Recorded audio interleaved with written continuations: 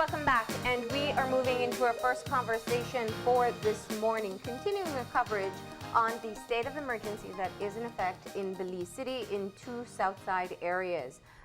We are focusing this morning on the human development perspective. And so we've invited social worker and juvenile justice advocate Fermin Olivera to join us and have this conversation. Thank you for being here. Good morning. Good morning.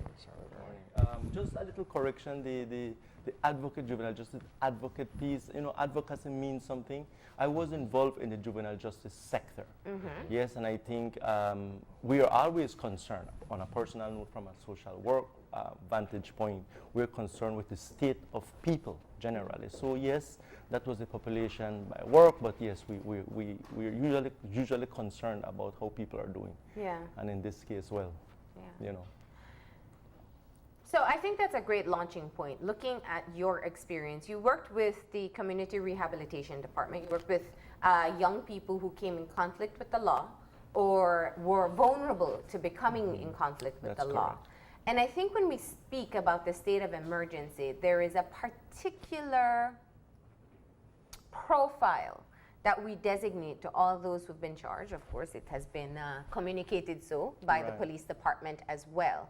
But working on the other end, I'm sure your definition of these people or of the people who come in conflict with the law is decidedly different. Right. Well, think about this. When we label things, certain labels can carry a bad connotation.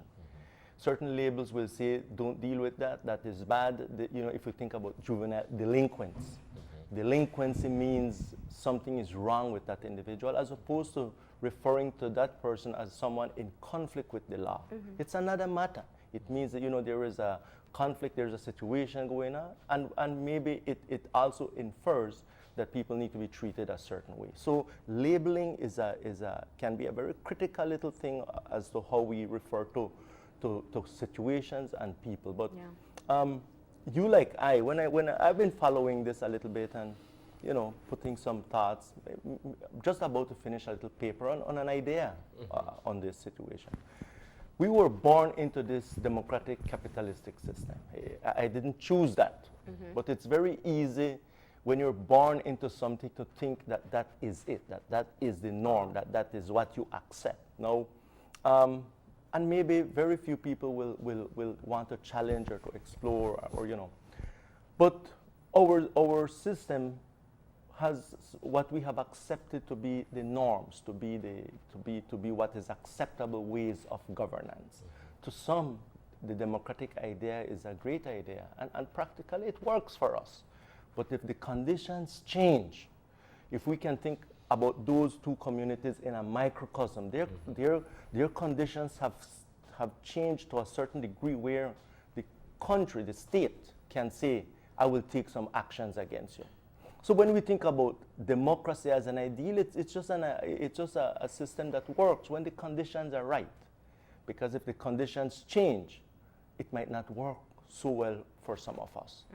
So yes, this is what's happening. I like to think about. Go ahead, Marlene. I wanted to just jump in and allow you, given your background, what are your thoughts on the implementation on a state of emergency in two specific areas on the south side of Belize City? Well, I want to believe that the authorities felt that this was a necessary course of action to stem something that frankly has been out of control for years, if not to say for a decade. Let us start right there. So I don't want to second guess that. They have to do something, even when what has been done many times has been flawed, but you have to do something. So on the one side we see that, and on the other end we have to think, how you balance that with the civil liberties of people, with those great ideals of democracy, with freedoms and those kinds of things. Does the benefits outweigh the actions? And this is severe actions. No, it's not affecting many people. Let us put it that way. Yeah. People in Corozal couldn't care less about what is happening. Until you live in this area, then you will see how it comes close to home. Then you have another perspective. Yeah. Think about what happens when any government, if you think about this, disobeys, say, a court order. when you decide to kind of go rogue, you know. People have been saying, and the idea is that these communities are primarily gone rogue. So we need to do this. Now, I don't know that that's necessarily true, but it's something that must be done. In social work, we have the idea you blame the victim. You blame the weakest one, you blame the victims. And in this situation of crime and violence, there are victims at different levels. Yeah. You know, they're victims at different levels, but they're all victims nonetheless. Functionalism tells us that something must be wrong in society. The structure, those arms that need to keep us in check. You know, like law enforcement. Law enforcement wasn't something for every citizen, but it's to keep those in check.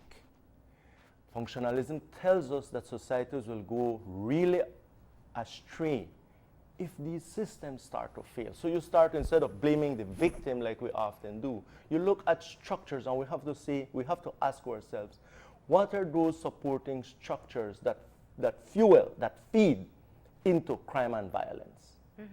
You know, why do we want to support this? And you start to ask yourself that question, and who will get trapped into this?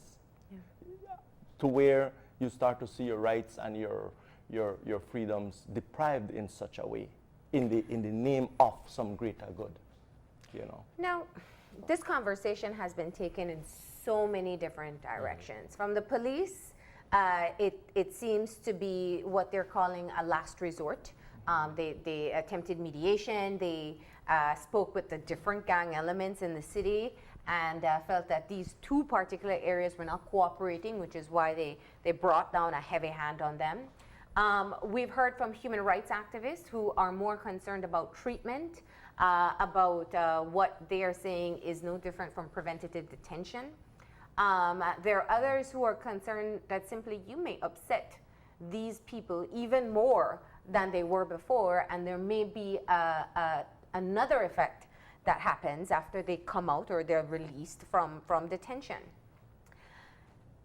We've also heard that perhaps what we are seeing today is a failure of some sorts of proper mechanisms to correct the misbehavior in children, and now leading to them being gang members who are committing heinous crimes in the city. We can't walk away from, we cannot lose that perspective. So I just want to get, when you look at what happened today, besides the fact that we had to move to a state of emergency, where people, according to what the investigators are saying, are being killed wantonly on the streets because someone was hurt or upset. Right, and this, you're absolutely right. And like I said, I have been following some of the ideas out there, and both people put their position, but there are some serious flaws in some of their approaches. One, if anybody thinks they can talk to an active criminal gang leader to change, they must be cuckoo. You don't talk these people into change. Because the idea is then you're thinking, if you think that people are involved in criminal gang activity because of their choice, then we can just change a choice. But the reality is criminal gang activities serve a purpose. They are involved in illicit trade of drugs, weapons. It's an organization. You don't talk people into changing their organization and their way of life. You might have to change the conditions and create alternatives for them to make a living. So if my father was involved, was some leader in this is what you grew up seeing, then the natural progression is that this is what we are involved in. And if there is not sufficient enticement to seek other options, like many Belizeans do, seek education, seek careers and other things, then that is what you will do. You will get into this life of crime. You don't talk people out of this. Now, I think the expectation is that there should be a level of cooperation. Cooperation is not a remedy. People at the highest level have spoken to them. Has it changed? No, Can I interject to ask, just for clarity's sake, when you say you cannot talk these young men out of their organization, is this a reference to the mediation process that you're referring to? Well, think I just need yeah, clarity on yeah, that well, to yeah, be you able to can't follow because along. we talk to them that they need to. Well, that won't happen. So there are interventions, like for example, a mediation. Mediation is not intended to quell some groups types of things with leadership. Maybe you can appease and create some room for some other following strategies and opportunities for change. Mediation will want to generate an opportunity, and then you build on that opportunity. Now, fundamental to our existence is that we need to make a living, we need to eat, we need to work, we need to be gainfully employed. Now, what are the systems that have been challenged? And people could say that crime and violence and this gang activity is the hub is in Belize City. I don't know south side or north side, but the hub is here. So you would want to think that if it was something easy to change, it would have. We really need to flip the coin. Who benefits from having this? No, it's a central question. No, we no, don't no. like to think about it, but We don't like the answer. The answer, If we have to that's- say the answer, we won't like the answer. we won't like the answer. That's why it exists. Now, Yeah. do people really want to talk about development change? What are the incentives that society offers for young men to seek a different lifestyle or attempt something different? Let me tell you something. I don't know how many people really know what is happening within our general school systems here in Belize City Primary School. Man, that's like a combat zone every day. In terms of just to get people settled, there is a certain level of like chaos, and this education is something good. How does a young person, a child or so, sees school as the enemy? How did that happen? Can we just will that person into change? No, there's something that is visible in front of our face. That is what informs us. We have an enormous task to overcome. But it only will happen with the type of leadership that is genuinely concerned in the interest and development of people at its core. Now, this conversation can go in so many different directions because it is such a broad issue. And I'm thinking more from what we know from the social work perspective, that there has to be interventions at different levels Absolutely. if you want to be able to really address a problem. And even so, it takes time. So if we look at some of the macro issues, if we look at the issue of poverty, which exists specifically in the south side of the city, and in particular pockets all over, we should say, corruption, which exists, a justice system that many can say with a 3% conviction rate is failing us. Right. And also the lengthy detention period Right. that alleged criminals are facing. So we have a dropout rate. I can't tell you the numbers. You know the numbers better than I do, of young boys out of primary level school and not moving into secondary or failing out from there. We have unemployment, still something that we're struggling with. So you have all these other factors that it really takes. You don't have to be a social scientist to figure out that this is obviously an environment that is rich for gangs to thrive. Absolutely. But understanding that these circumstances exist means, yes, we must face these problems. But it also means we have to cap what is happening in the streets as well. Right. And the argument can be that the state of emergency is doing that. just that. Yeah. Well, people can pose any arguments. You hear arguments from week to week. People think it works. I mean, 3 years ago, people felt that interventions were working. Guess what? We see things in little spots here and there. We want to see the global picture, the big picture of where have the investment gone? What are the changes that have come about? And as it relates to crime and violence, nothing. We can't show no outcomes, nothing positive, to be honest with you. Good things might be happening, I won't dispute that, but what are the outcomes? And you're right, Marlene, the police department is one of those organizations that we, the society, has agreed has a role to play. The courts, our justice system is also a part of that as well. When these fail, Functionalism makes no ambiguities about this. It says this is what creates social problems. So we can look at failing systems, 3% conviction rate. Listen, I know people watch TV and movies, but I have had good friends. When I was in graduate school, I had a highway patrol that was in my class. He was working. He had a bachelor's degree in whatever he had it, and he was pursuing. We just happened to meet in grad school. He was a highway patrol in Oklahoma. He had kits. If he was conducting a search on the spot, he can detect with a little kit if this is some kind of a cannabis, some kind of a, is it marijuana, is it cocaine? I don't know that that's technology that far outreaches us. The idea that we can't have some of these basic things to do quick, we have to say, you hear some bogus stuff, we have to send samples out there. Let us change it then. If we need to change the Evidence Act to suit some of these things, let us change it. Why hasn't it happened? Some basic things that structurally make things impossible for transparency and accountability. And that falls squarely on leadership. You know, if you think about, just we have re-registration. Just think about this stupid thinking or idea or mechanism that is in place. People will have to come all the way from PG, say, or Corozal, to come for a birth certificate in Belize City. How impractical that is. Why can't a person in Corozal town apply and get a birth paper in Corozal? Why? Because there are structures that make things impossible.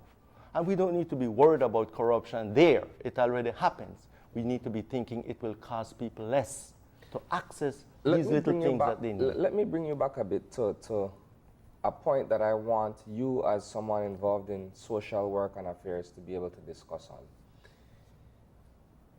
I guess the primary concern or criticism even from members of the public in respect of this detention period is that when these young men are released at the end of the 30 days, that what are they coming out to? Are they coming out to perhaps a system that has now been put in place to be able to deal with this kind of a situation? Or are they just being let out back into society and the reign of terror, in a manner of speaking, continues? Sonny, I was intending to do that, talking about the functionalists, the groups, the people that's supposed to keep us in check, the police, the judiciary. When these fail, things go bad. And I didn't want to deviate from that, but to give an example of how backward our thinking and things are. That's really what it is. Now, I could have 50 ideas of how we could improve things, you know, but let us not think about that right now. Let us think logically. And, you know, we can have hopeful thinking, or we can think logically. If people feel, if I feel wrongfully detained, wrongfully deprived of my liberty, affected my life, my work, for 30 days, if you are thinking that I will come out happy, that I will come out appeased, and I have to make little end meet, and there are certain obligations whether I was locked up, continued, that I could meet, you think you would be happy? You think you should be happy with the systems that maybe you have been wrongfully detained? The problem with some of these measures is that it can catch people that are otherwise not involved. You know? Now, we have systems that if they're doing their jobs, like proper investigation, improved convictions, there is no need for this. The idea that we are at this state is almost a failed situation, you know. It's a drastic, desperate situation. I don't want to speculate or guess of how it will happen. I wish that it works. But that will remain to be seen.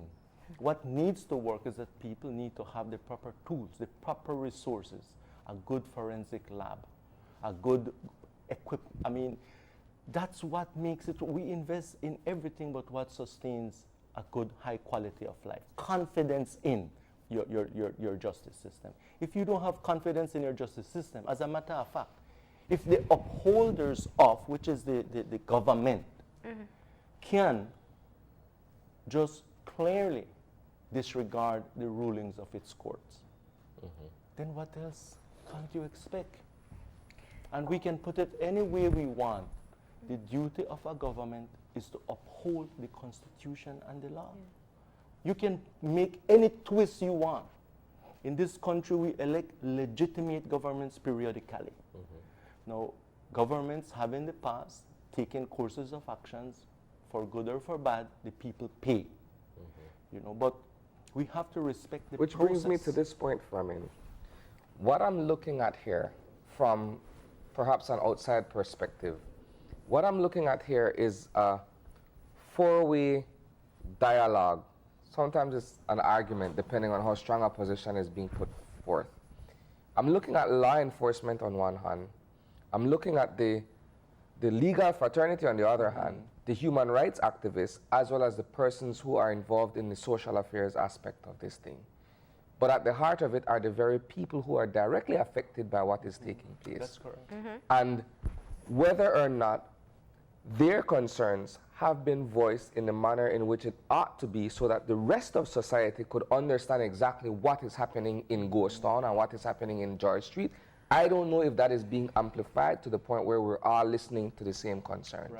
Right. And it's responsiveness. You know, like I said, I don't know. I mean, if I think about my own family, you know, do you want them always around you to be dependent on you? What purpose would that serve? And normal families want their children to be successful, independent, and gain their own, you know, like their little lives. But I think we need to take a serious look at functionalism. What are those structures that help this lifestyle, this culture? Because it's a culture. Let me tell you, I think when I think about Belize as a good country, that was the idea. Belize is a good country. I think this guy, Stephen Okeke, as far as I can think, was the one associated with that idea. I think we need to revisit that idea. What you see in Belize City, a kind of pervasive lawlessness, just in every aspect of daily living. People parking anywhere. I mean, it's like lawlessness. It's like disorder is the order of the day. So how do we stem that? Or that becomes our new culture. Think about that. Or has been our culture. Or has been, right. Has been. And it's interesting because we had a conversation with attorney Audra Matura, and she spoke of high-level corruption and how it impacts what takes place in criminal elements. And very similar, when you see people getting away with things, it's you think of it in a classroom, and people see they get away with things on one level, I'm going to try it too because the rest did as well. The difference is, though, Fermin, let's use us here. We all live in a country where we can clearly say, without calling any names or political parties, that there is corruption, that there are people who get away with white-collar crimes very blatantly and in the face of the public, but we didn't become criminals. Right. So what is the difference? And I hate to do the them and us construct because I know it doesn't help the conversation, but I feel that that is where our society is at. I have to pay my income tax and it's going to places that I'm not happy with as a contributing citizen to this country. But I may even live in one of these areas in the South Side, but I am not engaging in criminal activity. So if I am able to make this life, why can't others? Well, and you know that's a fair assessment, and there is no one little thing that can, it's an array of things that surround us that guide our lives. Yes, your family, your community, all these influences. You always have negative influences. One of the things that I want to make clear, though, is that people don't wake up one day and say, okay, I think I'll go on jack now, or you know. Really and truly, it's a process of acculturation. It's a process of experience. We are here because many things happen good for our grandparents, our parents, and us.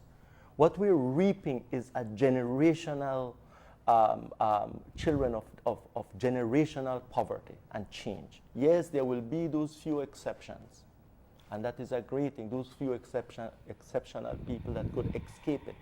That's the anomaly. That's not the norm. If you have people living in swamps, they will look like they come from swamps. They will behave like they come from swamps.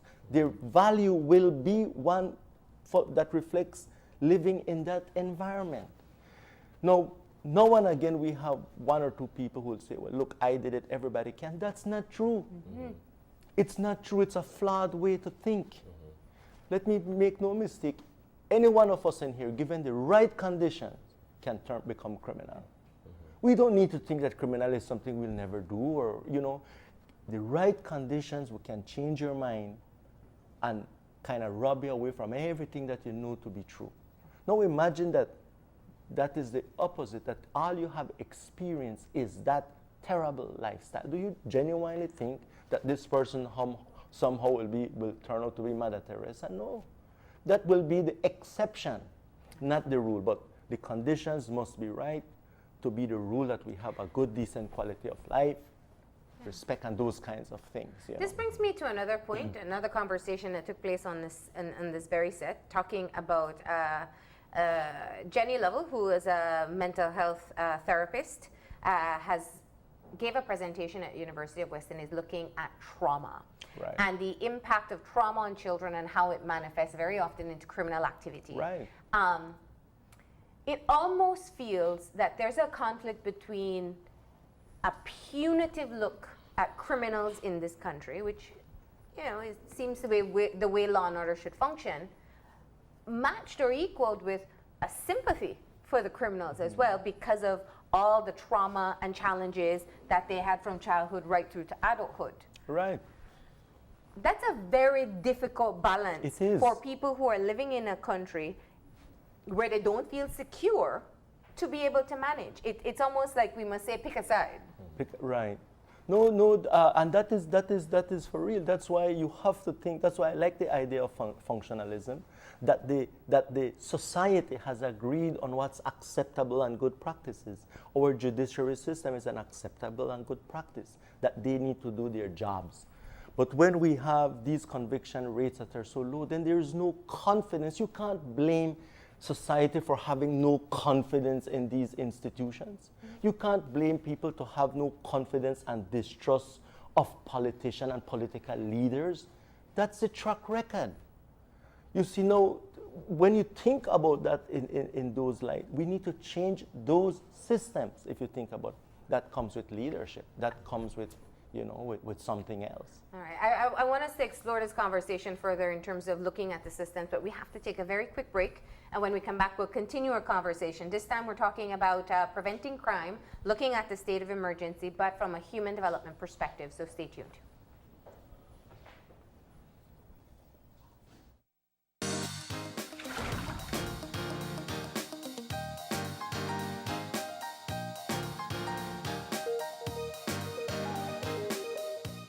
When someone you love becomes a memory, the memory becomes a treasure. Channel 5 introduces the Daily Obituaries. The Daily Obituaries will broadcast all death and funeral announcements and memorials to honor your loved one's life and memories. The Daily Obituaries airs on Channel 5 prior to the evening newscast, with subsequent repeats at 10 p.m. and 12 noon the following day. It will also be placed online on our social media platforms, all for a standard package fee. Celebrate their lives and memories with Channel 5's Daily Obituaries. Honor in life and reverence in death.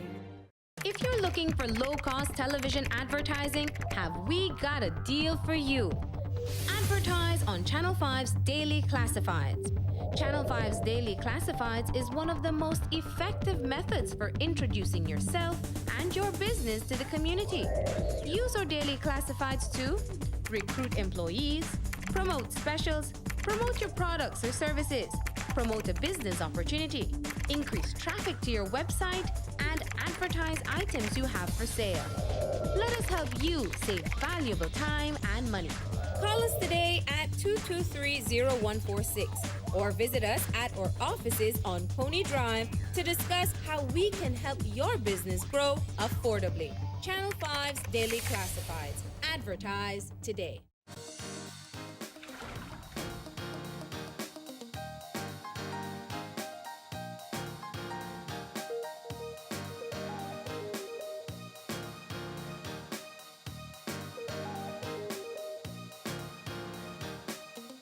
Welcome back. We're continuing the conversation here, talking about the state of emergency, looking at the situation of crime, and this time having a social worker, Fermin Olivera, here with us to talk about using human development as one of those ways to help to prevent crime. Now, this is not a novel idea. This is part of the purpose of what human development exists, the ministry and just the terminology itself. But you have one particular idea that I wanted to go further into, and you were talking about linking systems together and also looking at shifting away from focusing on those involved in crime to strengthening systems. Let's explore that further. For example, you look at our electoral democratic process. Every area or people living in this country have some area representative, correct? So their role is, to look after the affairs of people in their constituencies. Now, if we think about crime, I think it's a valid point to say, well, whose constituents are these things happening in? And then it's a fair question then to ask the area representatives, what have been done, in these poverty-stricken, crime-ridden areas? What kind of, investments have happened? Investments in housing, in health, in education. These are the traditional services that reduce crime and violence. No, Fermin, that's not a point that we talk about often enough, and I don't know why. We seem to have the idolization of political leaders that we don't necessarily ask them questions about some of these pertinent issues. Very clearly, we know that what is the south side of Belize, where we see the dominance of some of these criminal activities, are in some of the areas or the constituencies of some of the most powerful ministers. Yeah. Well, in my ignorance in that area, I just know that we have lots of representatives here in say, Belize City. And while I have these, I don't know generally the electoral, how it, but the question is true, and that makes it worse. If you're a powerful government ministers, and make no mistake, politicians, ministers in Belize are very powerful, elitist people. Elitist in the sense that many times they ascribe unto themselves that they're beyond questioning, like they upset it. That shouldn't be the case in a democracy like ours. Area representative and ministers are servants of the people. But I agree with you. I have seen this almost righteousness that's come onto them, and I think the opposite should be true. The more power you wield, the more systems must be in place to keep you in check. Because inherently in us is the sad and decay. If you think about that leadership can go astray. The society must keep these things in check. No, it's not very real for us. Some people are clearly above the law. You hear interviews, some people are upset. Servants of the people are upset when they ask them certain critical questions, and that needs to change. Now, but fair enough, well, let us look at where the pockets of these things are and what has been done. What are the investments there? How many houses have been built or fixed or drainage, and that is the investment, Now, our investment might be another idea, and clearly think about, and I asked myself earlier, who benefits from having people impoverished? Well, people that are impoverished really don't have long-term ideas. They're from day to day. If they need their little electricity paid, they come to you, they think you're a god because you pay their electricity. A piece of plywood to fix a wall. Right. So impoverished minds think small term. And I'm just saying that people in Belize deserve a better quality of life. We can change this, but it will not come as a result of a police intervention. That's just my view. That is a stop measure, temporary to do so that people can go and celebrate September. Let us put it that way. Yeah. It's almost a politically expedient move. Yeah. This crime has been bad for years. And I can agree with that 100%. I've had that very same opinion and mindset from the time that this thing came into effect. I figured, you know what? It's for the masses of us to be able to celebrate September without incident. But at the end of the day, what happens when September comes and goes by? We're still going to be faced with this particular demon, so to speak, that is very much present in our society. the broader picture, as far as I'm concerned, is that while, yes, the police department has its responsibility, or its Absolutely. task set out, and law enforcement is that primary mandate, Yeah. where is the Ministry of Human Development and Social Transformation on this? Why are we not getting their input in terms of measures that they are putting in place in terms of dealing with these greater social ills? Yeah. And this is where I want to get to your idea, because it is so important. Your point in all of this is getting the systems in retrofitted and also have the right resources so that they can be able to function. We spoke of the justice system, but we're also talking Ministry of Health, Ministry of Education, Absolutely. Ministry of Human Development, that there needs to be a strong link between these. Talk to us Absolutely. about this idea. Well, when I think about how much, if we had an ocean of money, we were swimming in an ocean of money, that however it was distributed or so, you have these big organizations like health, if we think about it. What are the investments there to really long term? You know, there was a big change in health some years ago, 2007, when they regionalized stuff. It was an idea, and there were, you know, you have to do something. So those are the systems. Police, the judiciary, those are the systems that must be equipped. These are the guardians and keepers to provide to us and to keep us in check. But if we don't invest in them, when I say this, we probably never owed more money in our history, but we never had so much volumes of money to do things with. Well, time will tell. Time will be the one, how has this investment changed? If we invest in the wrong areas, if we just invested in parties per se, then you'll have a hangover and people will be happy, but the condition will remain the same.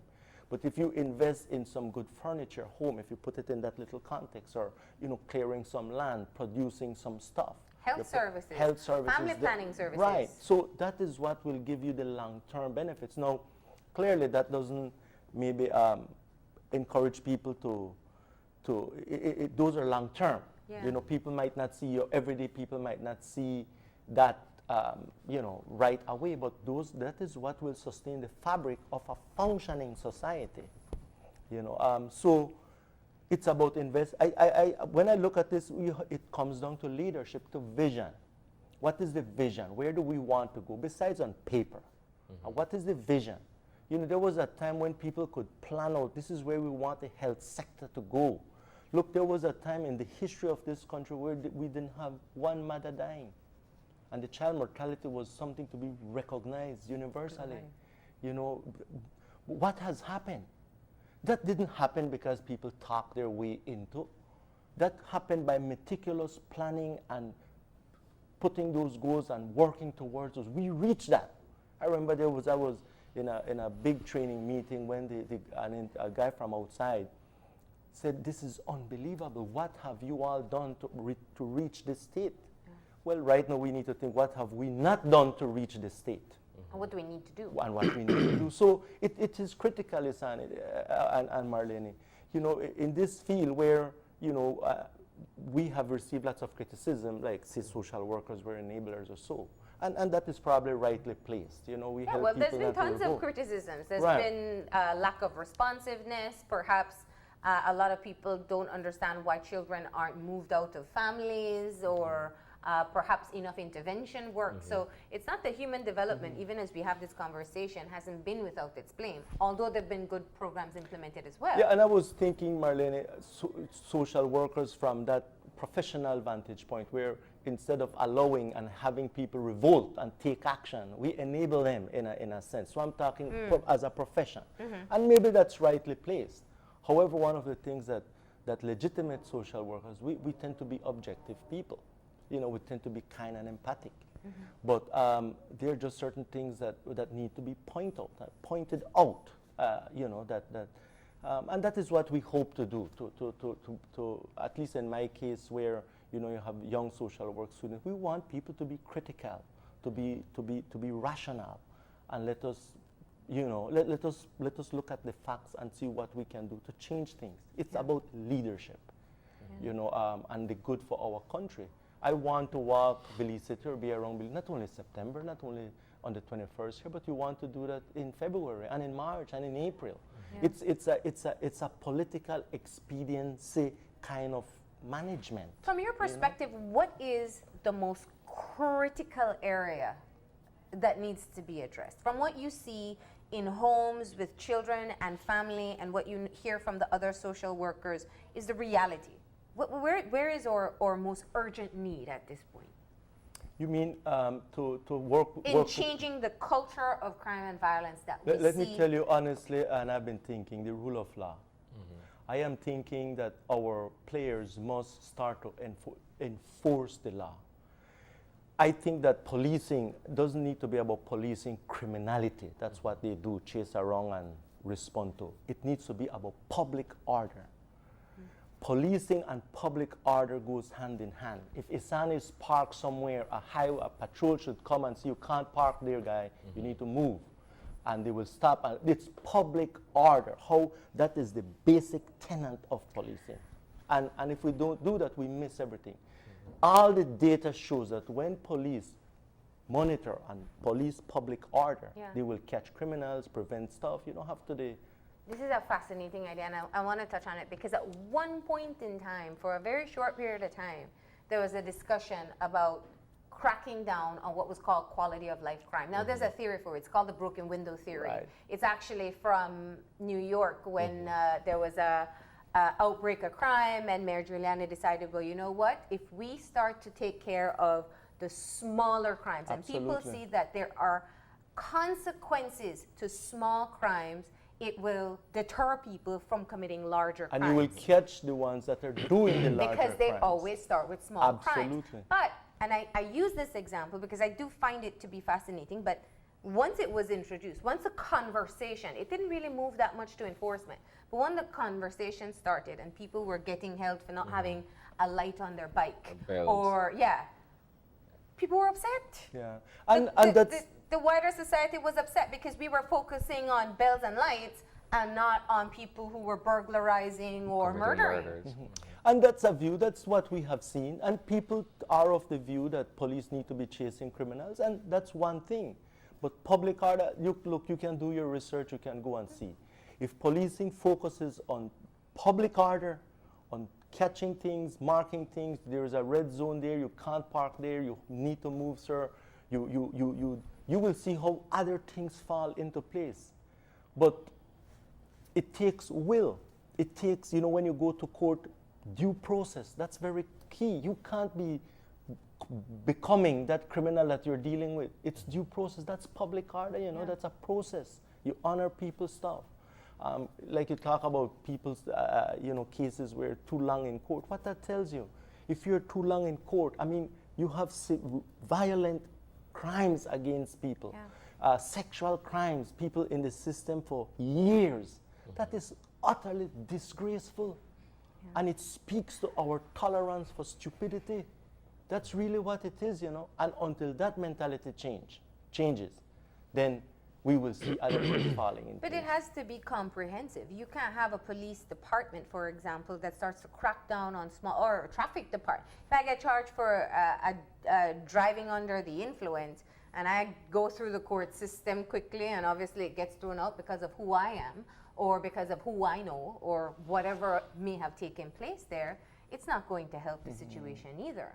Because it doesn't matter how many people are picked up for small quality of life crime, if they get detained for extended period of time or go through the court system, and some face consequences and some don't.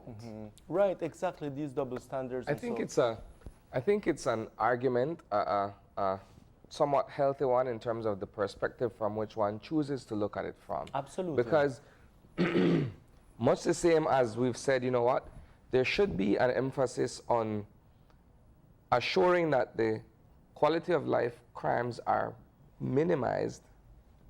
You would hear from law enforcement officers that they are not necessarily particular to deal with those kinds of issues because, quote unquote, there are bigger fish to fry. And if that is the case, Asani, then that's the flawed thinking. And I don't care if that is the case. Yes, there can be units to respond to special things. But until Belizeans and the forces that be and the systems that are around us understand that public order is the #1 order of the day. Listen, you might catch the biggest drug bust with your regular stop because somebody did something wrong. You will catch these big things. But if you only go for those and dismiss everything else, it's chaos. You really objectively drive around Belize City and look. I mean, it's like lawlessness is just the order of the day. You know, it is a challenge. It won't be easy. It's not an easy thing to change. But then, do we accept the reality we have right now, or do we at least dream and aspire that Belize can be that great country again? You know, you think about that, you know? All right. Closing points on this conversation, Fermin, as we wrap it up. To be honest with you, I think we need a change. I would like to see lots of new, young, aspiring leaders to run for offices. I am discouraged when I see all these same old. To be honest with you, I think I have resigned to the idea that change will not come with people in my generation in leadership. I have to believe that the new horizon for Belize as we enter a new future will be with young, fresh leaders taking the realm and taking those positions of leadership. All right. Well, thank you very much for coming in and having this conversation with us. Welcome.